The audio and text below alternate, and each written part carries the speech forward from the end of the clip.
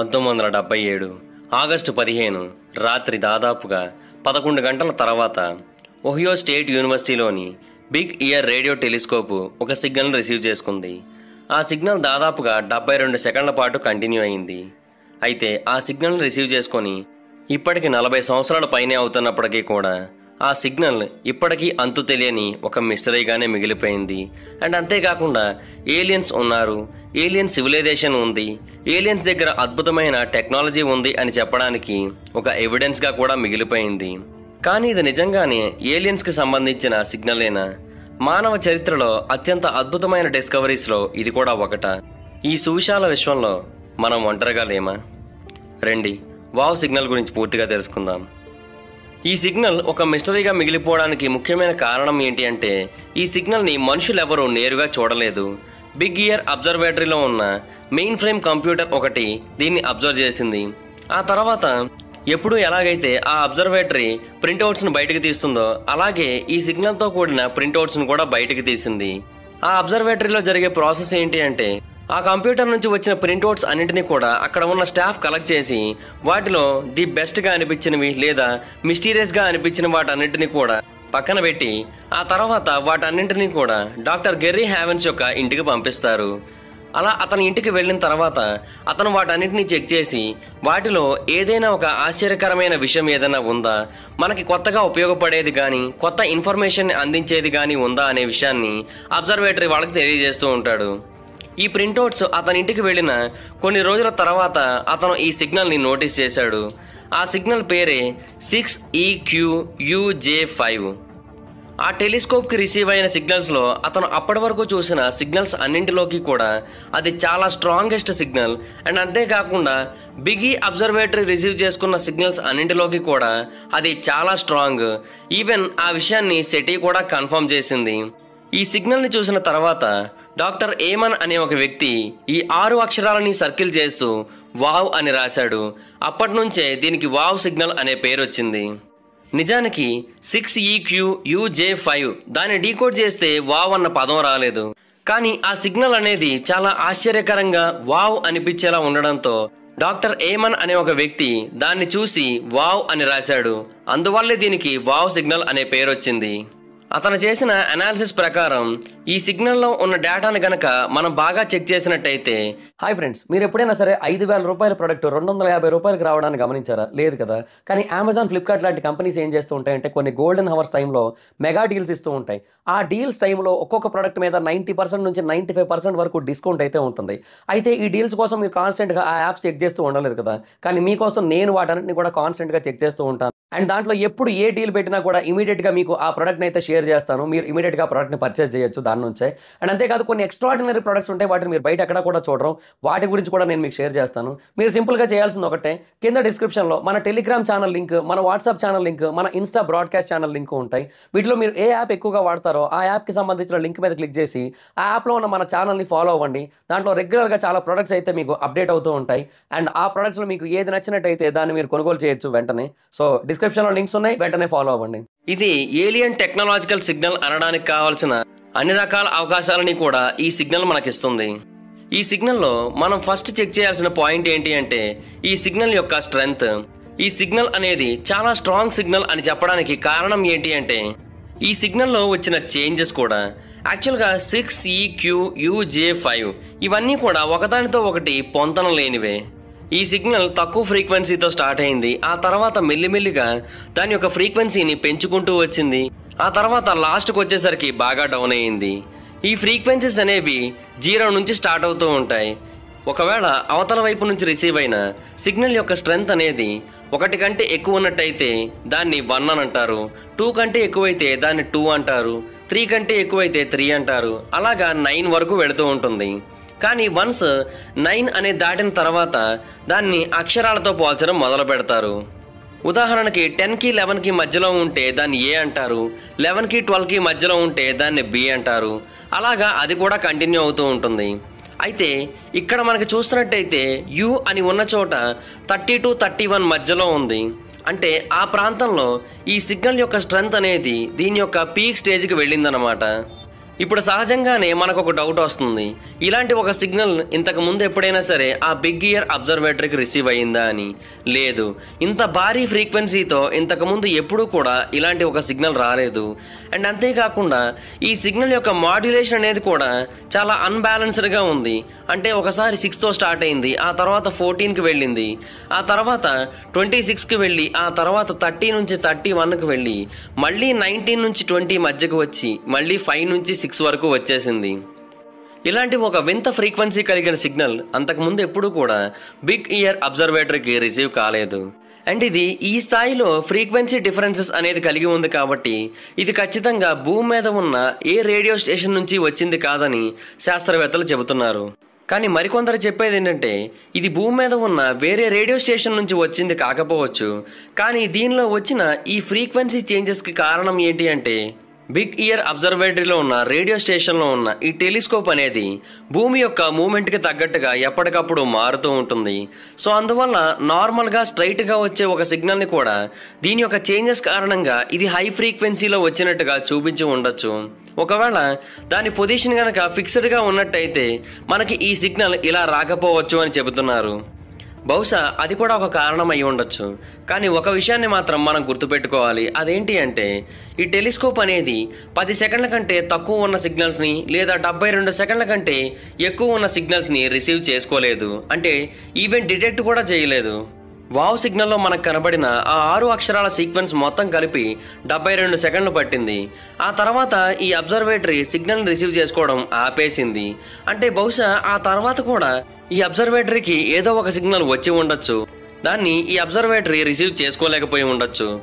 ఎందుకంటే అది ఎంతో స్ట్రాంగ్ సిగ్నల్ అయితేనే అది మ్యాక్సిమం 30 నుంచి 31 ఫ్రీక్వెన్సీ వరకు వెళుతుంది. అండ్ అంతకుముందు ఎప్పుడు కూడా ఈ బిగ్ ఇయర్ అబ్జర్వేటరీలో ఉన్న టెలిస్కోప్లో దాని మూమెంట్ కారణంగా సిగ్నల్స్ యొక్క ఫ్రీక్వెన్సీలో మార్పులు వచ్చిన దాఖలాలు లేవు. ఒకవేళ వచ్చినా కూడా అది 0.0005% మాత్రమే ఉంటుంది, అంతేగాని ఏకంగా 6 నుంచి 30 వరకు వెళ్ళిపోదు. ఈ విషయాన్ని చాలామంది శాస్త్రవేత్తలు కన్ఫర్మ్ చేశారు కూడా. సో దీన్ని బట్టి చూస్తుంటే మనకేమనిపిస్తుందంటే ఖచ్చితంగా ఈ వావ్ సిగ్నల్లో ఏదో ఒక మెసేజ్ ఉంది. ఆ మెసేజ్ని మనం పూర్తిగా తెలుసుకోలేకపోతున్నాము. బహుశా దాన్ని మనం డీకోడ్ చేయలేదేమో. అండ్ మరొక విషయం ఏంటి అంటే ఈ వావ్ సిగ్నల్ అనేది కూడా ఆకాశంలోని ఒక ఫిక్స్డ్ పాయింట్ నుంచే వచ్చిందా లేదా వేరు పాయింట్స్ నుంచి ఒకేసారి రిసీవ్ అయిందా అనే విషయం కూడా మనకి ఇప్పటివరకు కన్ఫామ్గా తెలియదు. యాక్చువల్గా బిగ్ ఇయర్ రేడియో టెలిస్కోప్ని డాక్టర్ జాన్ క్రాస్ అనే ఒక వ్యక్తి అన్ని రకాల స్కై బ్రాడ్బ్యాండ్ రేడియో సర్వేస్ కోసం నిర్మించాడు. ఆ తర్వాత అది చాలా సక్సెస్ఫుల్ అయింది. అండ్ అంతేకాకుండా ఆకాశం నుంచి అది ఎన్నో రేడియో సోర్సెస్ని రిసీవ్ చేసుకుంది. ఆ తర్వాత US government Ohio sky survey మీద రీసెర్చ్లు చేయడం కోసం ఎక్కువ డబ్బుల్ని ఇవ్వడంతో దీన్ని అన్ని రకాల రేడియో సర్వీసెస్ కోసం ఉపయోగించడం మానేసి దీన్ని కేవలం నారో బ్యాండ్ సిగ్నల్స్ కోసం మాత్రమే వాడడం మొదలుపెట్టారు. ఇంకా క్లియర్గా చెప్పాలంటే సెటీ సిగ్నల్స్ కోసం, అంటే search for extra terrestrial intelligence signals కోసం రీసెర్చ్ల కోసం వాడటం మొదలుపెట్టారు. అంటే ఈ బిగ్ ఇయర్ అబ్జర్వేటరీలో ఉన్న ఈ టెలిస్కోప్ అనేది కేవలం ఆకాశం నుంచి వచ్చే నారో బ్యాండ్ సిగ్నల్స్ కోసం మాత్రమే వాడబడుతోంది ఈ వావ్ సిగ్నల్ అనేది మనకు కనిపించే టైంకి. అండ్ ఈ టెలిస్కోపు భూమి యొక్క రొటేషన్తో పాటుగా తిరుగుతూ ఉంటుంది కాబట్టి ఇది డీప్ స్పేస్కి సంబంధించిన రీసెర్చ్లు మాత్రమే చేస్తూ ఉంది కూడా. కాబట్టి భూమికి సంబంధించిన ఏ సిగ్నల్ కూడా ఈ స్థాయిలో ఫ్లక్చువేషన్స్తో అంటే పెరుగుతూ మరియు తగ్గుతూ వచ్చే అవకాశం లేదు. అంటే ఇది ఖచ్చితంగా డీప్ స్పేస్ నెట్వర్క్ నుంచే వచ్చింది. ఈ వావ్ సిగ్నల్లో ఉన్న మరొక ఆశ్చర్యకరమైన విషయం ఏంటి అంటే దీని యొక్క ఫ్రీక్వెన్సీని డాక్టర్ ఏమాన్ అనే ఒక వ్యక్తి పర్ఫెక్ట్గా క్యాల్కులేట్ చేసి మనకు చూపించారు. దీని యొక్క ఫ్రీక్వెన్సీ 1420.4 లేదా 5 మెగాహెర్ట్జ్. ఈ 1420 మెగాహెర్ట్జ్ ఫ్రీక్వెన్సీ అనేది చాలా ముఖ్యమైన విషయం. దీని గురించి మనం ఖచ్చితంగా తెలుసుకోవాలి. ఒకవేళ మీరు ఏదైనా ఒక బ్లైండ్ రేడియో సిగ్నల్ని గ్యాలక్సీలోకి పంపి వేరొకరి అటెన్షన్ని గ్యాదర్ చేసి వాళ్ళ నుంచి మళ్ళీ రిప్లైని గనక మీరు కోరుకోవాలి అనుకుంటున్నట్టయితే ఆ బ్లైండ్ రేడియో సిగ్నల్ని పంపడానికి మీరు ఒక ఫ్రీక్వెన్సీని పిక్ చేసుకోవాల్సిన అవసరం ఉంటుంది కదా. మీరు అనుకుంటూ ఉండొచ్చు ఫ్రీక్వెన్సీది ఏముంది, చాలా ఈజీగా సెలెక్ట్ చేసుకోవచ్చు కదా అని మీరు అనుకుంటూ ఉంటారు. కానీ అది అనుకున్నంత ఈజీ కాదు. చాలా రకాల ఫ్రీక్వెన్సీలు ఉంటాయి, కానీ వాటిలో పర్ఫెక్ట్గా స్పేస్లోకి వెళ్ళగలిగే ఫ్రీక్వెన్సీలు మాత్రం కొన్నే ఉంటాయి. వీటిని సెటీ రూపొందిస్తూ ఉంటుంది. సెటీ అనేది ఒక సంస్థ. ఈ సంస్థ గురించి మనం మరొక వీడియోలో పూర్తిగా తెలుసుకుందాం. అయితే ఈ SETI రూపొందించిన కొన్ని బెంచ్ మార్క్స్లో మనం ఏదో ఒక దాన్ని చూస్ చేసుకోవాల్సి ఉంటుంది. బెస్ట్ దాన్ని చూస్ చేసుకుంటే మన సిగ్నల్స్ అనేవి మరింత ఎక్కువ దూరం వెళ్ళే అవకాశం ఉంది. అయితే SETI ఈ బెంచ్ మార్క్ని క్రియేట్ చేయడం కోసం నేచర్లో రేడియో సిగ్నల్స్ని రిలీజ్ చేసేది ఏమైనా ఉందా అని తెలుసుకోవడానికి ట్రై చేసింది. అప్పుడు వాళ్ళకి తెలిసిన విషయం ఏంటి అంటే న్యూట్రల్ హైడ్రోజన్ అనేది 1420 మెగాహెర్ట్జ్ ఫ్రీక్వెన్సీ దగ్గర రేడియో సిగ్నల్స్ని రిలీజ్ చేస్తూ ఉంది. ఈ హైడ్రోజన్ అనేది ఈ విశ్వంలో అత్యంత ఎక్కువగా దొరికే ఎలిమెంట్ అనే విషయం మీకు ఆల్రెడీ తెలిసిందే కదా.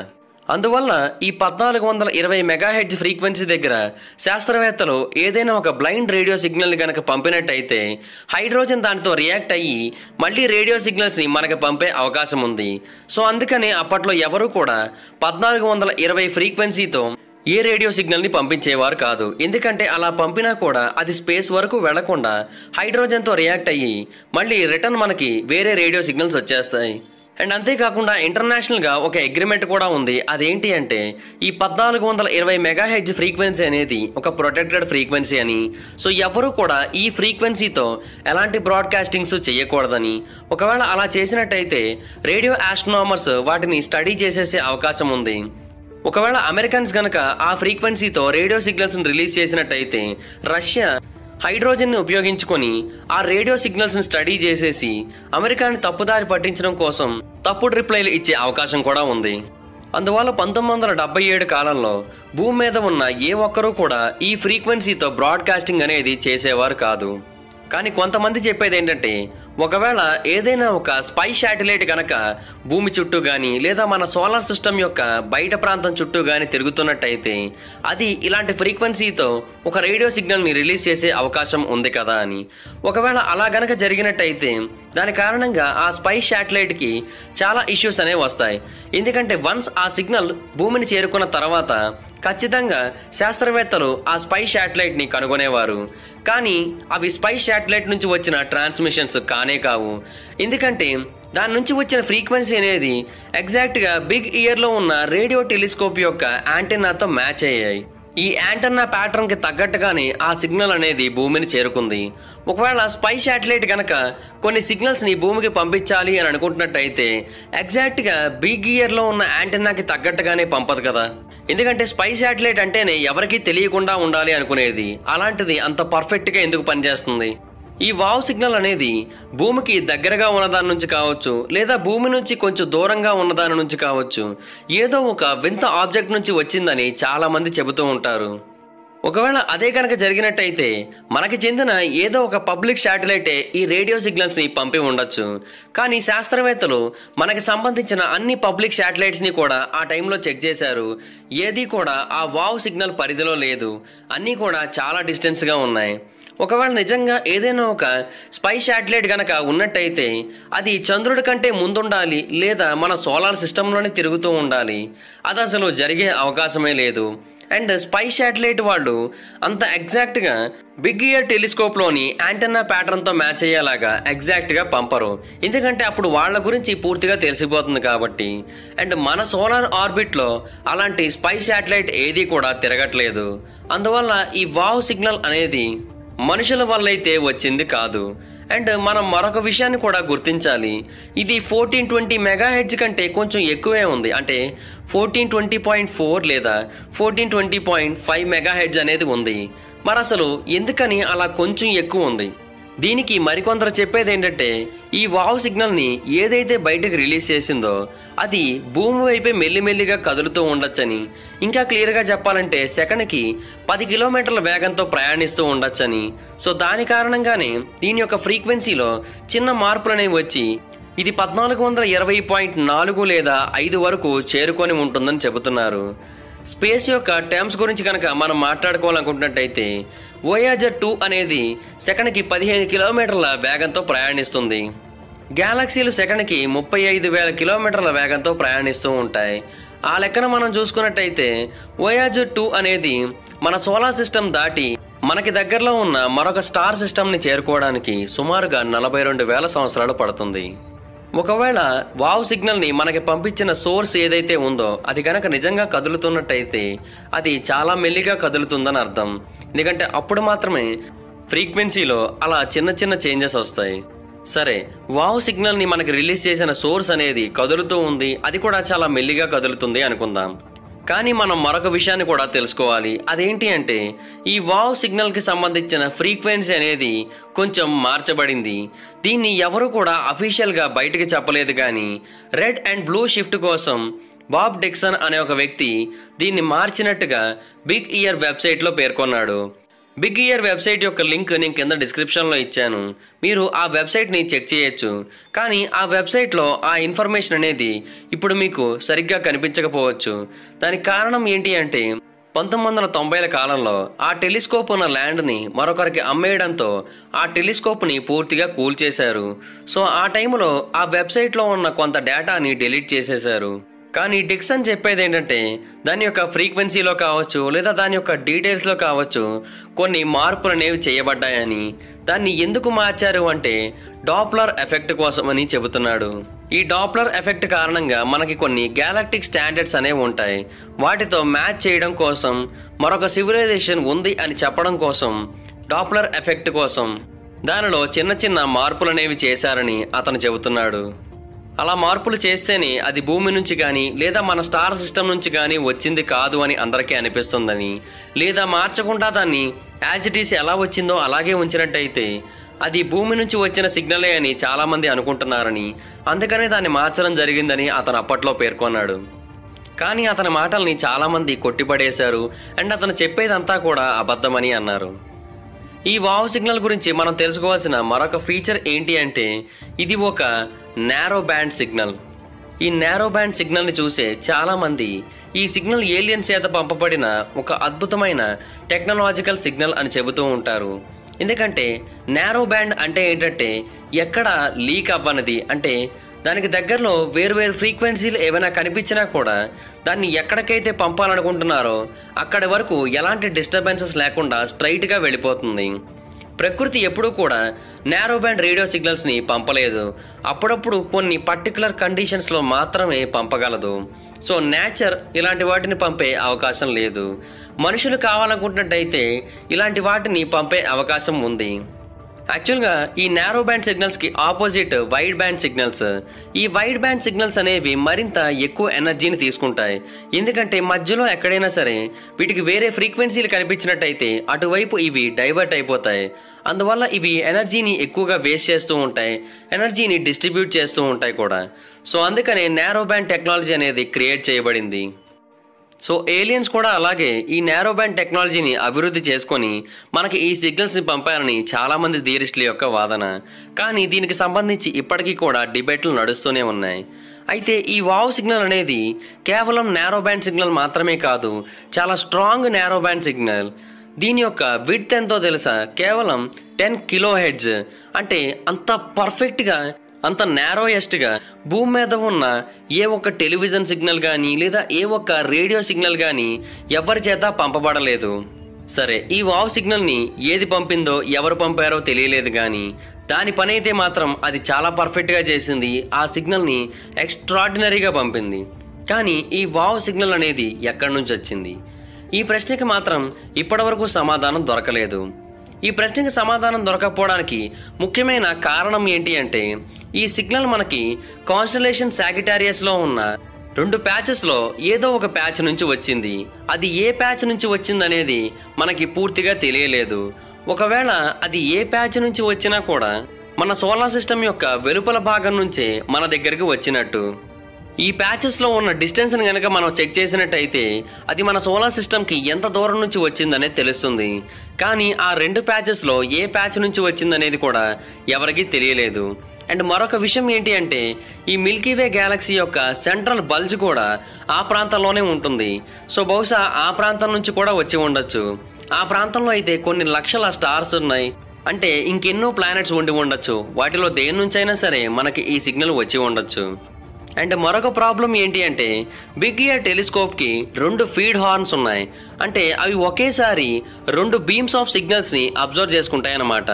అంటే ఆకాశంలోని ఒక ప్యాచ్ నుంచి ఒకటే సిగ్నల్ 2గా మారి 2 బీమ్స్ చేత అబ్జర్వ్ చేయబడుతుంది. అయితే ఈ 2 బీమ్స్కి మధ్య డిఫరెన్స్ అనేది కేవలం 3 నిమిషాలు మాత్రమే ఉంటుంది. కానీ ఆ 3 నిమిషాలలో ఎవరూ దీన్ని అబ్జర్వ్ చేయలేదు. ఇది మొత్తం ప్రింట్అవుట్లు ఇచ్చి ఆ ప్రొఫెసర్ ఇంటికి పంపించిన తర్వాత మాత్రమే దీన్ని అబ్జర్వ్ చేశారు. సో అందువల్ల ఇది దేని ద్వారా రిసీవ్ చేసుకోబడింది అనేది కూడా ఎవరికీ పూర్తిగా తెలియలేదు. కానీ ఒక్క విషయాన్ని మాత్రం మనం ఖచ్చితంగా చెప్పొచ్చు, ఇదైతే ఏదో ఒక ఇంటర్స్టెల్లార్ స్పేస్ ఏరియా నుంచే వచ్చి ఉంటుంది.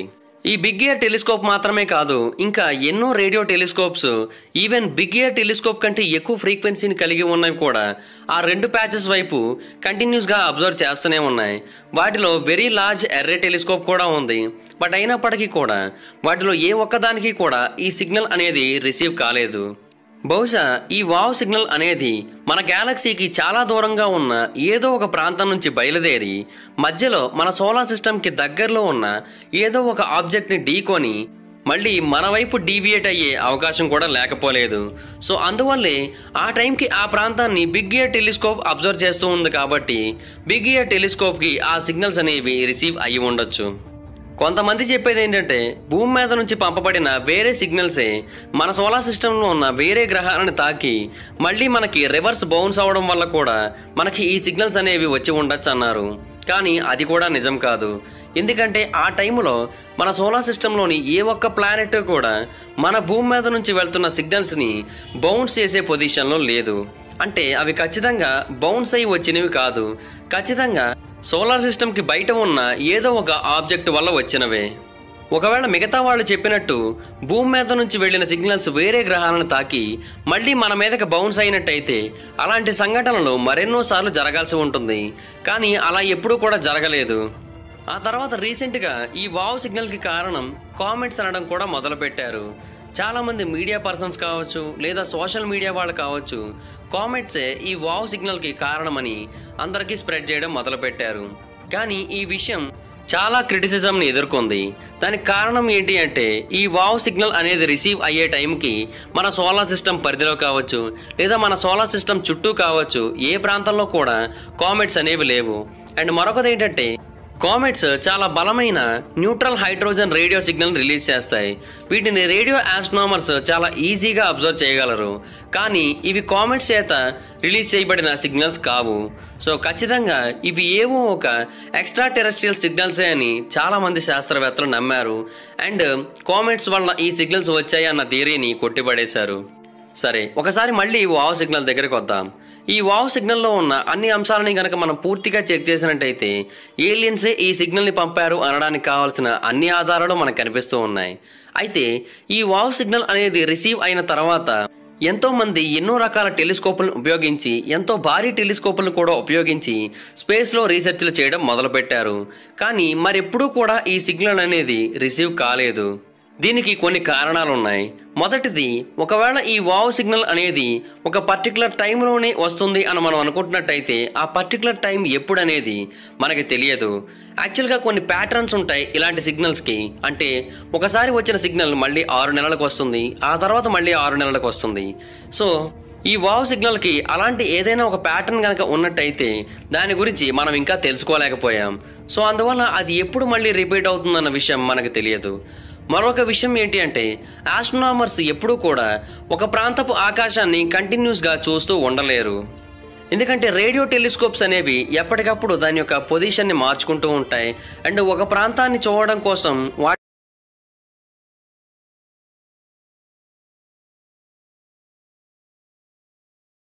వాటిపోతాయి. అండ్ రేడియో ఆస్ట్రోనామీ అంటే కేవలం